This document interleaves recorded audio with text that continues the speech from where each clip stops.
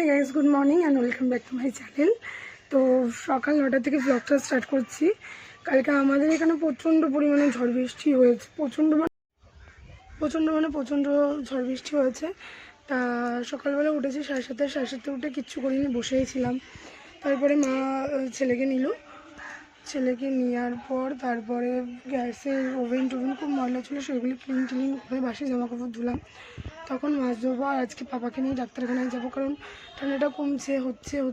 বাচ্চাদের তো এরকম লক্ষণ একদমই ভালো না, তো ডাক্তারখানায় যাব। আর অনেক কিছু এনেছে, সেইগুলি ওর বাবা, সেগুলো তোমাদের সাথে শেয়ার করবো। সবকটাই ইউজফুল জিনিস, সবকটাই। তো দেখতে থাকো পুরো ব্লগটা।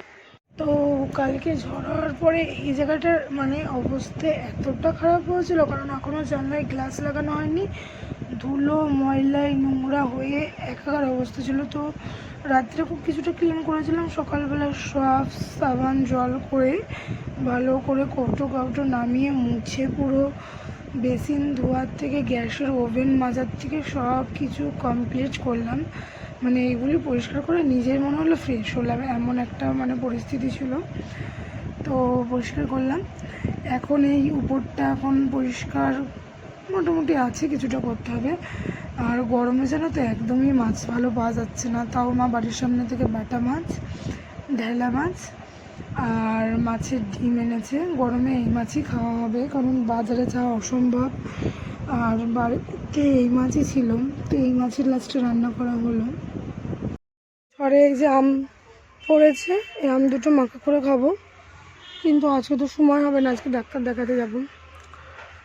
দেখি কালকে খাবো। ফ্রিজে রেখে দিলে কাঁচাই থাকবে, আর ইয়েতে এমনি রেখে দিলে পেকে যাবে।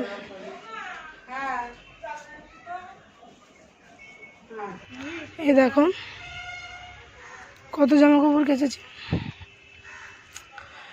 এই লাইনটা ছাড়াও ওই যে লাইনের পরে ওই শাড়িটা, নাইটিটা, পাপার গামছা, আবার নাইটি, দুটো জামা পাপার। তো তোর এটা আমি পরেছিলাম এতক্ষণ, এটা পাপার নাইটি, এটা তোর গেঞ্জি, ব্লাউজ, গামছা। ঘরে এই যে আম পড়েছে, এই আম দুটো মাখা করে খাবো, কিন্তু আজকে তো সময় হবে না, আজকে ডাক্তার দেখাতে যাব। দেখি কালকে খাবো। ফ্রিজে রেখে দিলে কাঁচাই থাকবে, আর ইয়েতে এমনি রেখে দিলে পেকে যাবে।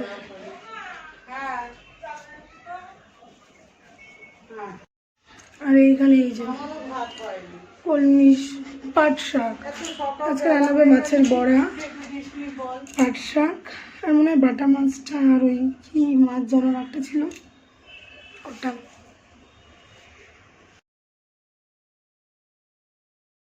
তো এখানে দেখতেই পাচ্ছ আমার পাট শাকটা বাছা হয়ে গেছে, কিন্তু সময়ের অভাবে আজকে পাট শাকটা রান্না করা হয়ে ওঠেনি।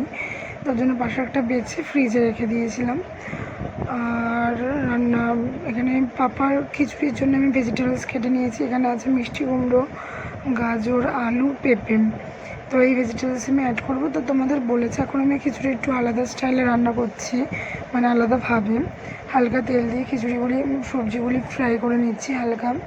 আর এখানে চাল আর ডাল ভিজানো হয়েছিল, তো ডালটা আজকে একটু কমই ভিজানো হয়েছিল। আর খিচুড়ির সাথে সাথে পাশে হচ্ছে মাছের ডিমের গরম গরম বড়া, এটা দিয়েই সকালে ভাত খাবো। আর হচ্ছে এখানে ওই ঢেলা মাছটা ভেজে রাখা হয়েছে, আর এই বড়ার সাথে পেঁয়াজ দিয়ে লঙ্কা দিয়ে ভাত খাবো। আর এইখানে হচ্ছে বাবার জন্যে মাছ রাখা হয়েছে। এত বড় মাছটা ওকে খাওয়াবো না, কারণ এত বড় মাছটাও খেতে পারবে না। মাথার দিকটা আমি খাবো, লেজের দিকটা ও খাবে। তো তোমাদের এত বড় মাছটা বলে তেল দিয়ে সামান্য ফ্রাই করে নেব। এখানে দেখতে পাচ্ছ আমি আগে অল্প ফ্রাই করে ওর লেজাটা তুলে নিয়েছিলাম, সামান্য তেল দিয়েছি যাতে বোঝাই না যায়। আর এখানে ভাত খেতে বসে পড়েছি। খেতে খেতে ফোন আসলো, এমার্জেন্সি ডাক্তার চলে এসে যেতে। গেছি 12টার সময়, 12টা থেকে 12টার সময় গেছি, ডাক্তার আসেই না। আর এখানে একটা ফ্যান চলছিল, তারপরে জাস্ট দুটো ফ্যান দেয়। ডাক্তার আসতে প্রচুর লেট করেছিল, প্রচুর লেটই করেছিল।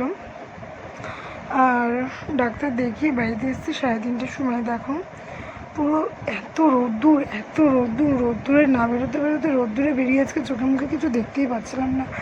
আর এই রোদ্দুরে বেরিয়ে স্কিনটা পুরো একদম আমার ডাল হয়ে গেছে, মানে নিজেকে কী যে পরিমাণে কালো লাগছে সেটা নিজেই ভালোভাবেই বুঝতে পারছি।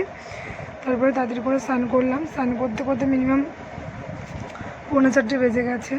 তো স্নান করে তোর শরীরটা অনেকটা ফ্রেশ লাগছিলো। তারপরে খিদে পেয়েছিলো, তা খেতে বসে পড়েছিলাম। তো ভাত আর এইখানে পোস্ত দিয়ে সর্ষে দিয়ে বাটা মাছের ঝাল, আর এটা হচ্ছে বেগুন দিয়ে আলু দিয়ে ঢেলা মাছের তরকারি। হ্যাঁ, বলতে খারাপ লাগে না, আমরা মাছ খাই এই মাছ। তারপরে জানো না, একটু শুতে পারিনি, একটু শুতে পারিনি, কারেন্ট অফ হয়ে গেছিলো। 3:30 থেকে টানা 5:30 পৌনে 6টা পর্যন্ত কারেন্ট অফ ছিল। তো বলেছিলাম পাপার জন্য, বাবা অনেক কিছু এনেছিল। তা ফার্স্ট হচ্ছে আমি এটা দিয়ে স্টার্ট করলাম। এটা হচ্ছে কারেন্ট অফ হলে 5 ঘন্টা পর্যন্ত এই ফ্যানটা চলবে। তো এইটা আমার প্রচণ্ড দরকার ছিল, কারণ অনেক সময় এত কারেন্ট অফ হয়, 2.5 ঘন্টা 3 ঘন্টা কন্টিনিউ হাত পাখা দিয়ে হাওয়া করে ইম্পসিবল হয়ে যায়। তো এটা সাইডে লাইটও আছে, এটা ফোল্ডিংও করা যায়। তো এটা 8 ঘন্টা চার্জ দিলে টানা 5 ঘন্টা চলবে। তো এটা একটা দোকান থেকে কিনেছে, অনলাইনে পারচেস করতে গেছিলো, পাইনি। তো 1 2 3 স্টেপে তোমার হাওয়া, 3rd স্টেপে হাওয়া হয়, 4th স্টেপে বন্ধ হয়ে যায়। তো এটা খুব দরকারি জিনিস ছিল আমার। আর সেকেন্ড হচ্ছে খেজুর, পাপার জন্য খেজুর আনতে বলেছিলাম।